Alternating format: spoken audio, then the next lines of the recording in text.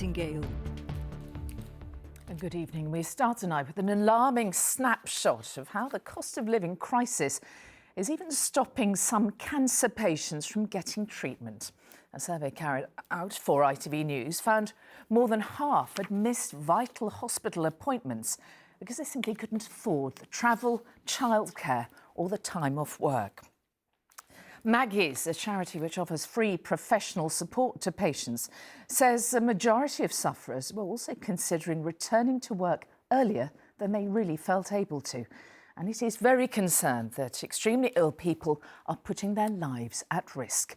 Here's our North of England reporter Sangeeta Lal with this special report.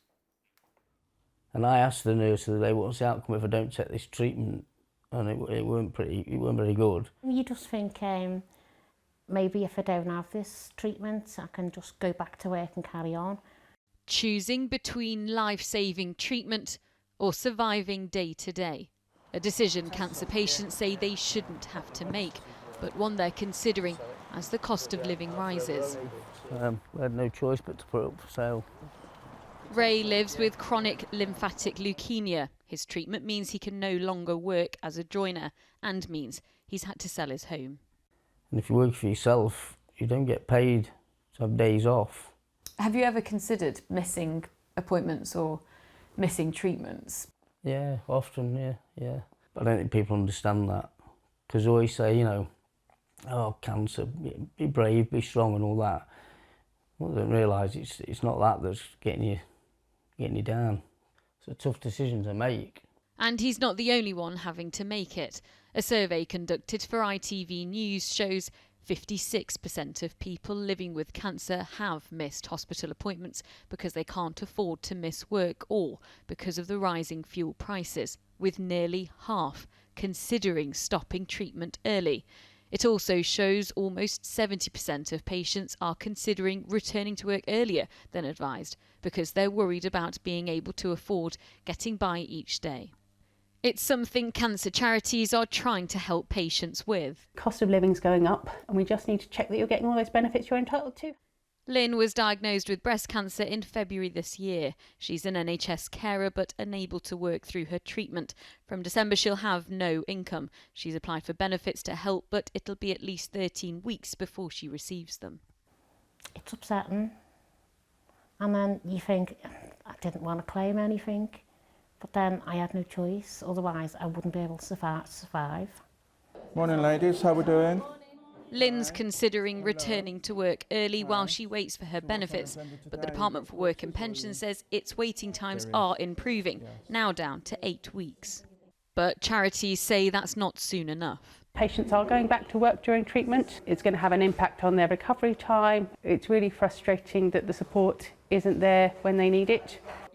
Something Ray knows all too well.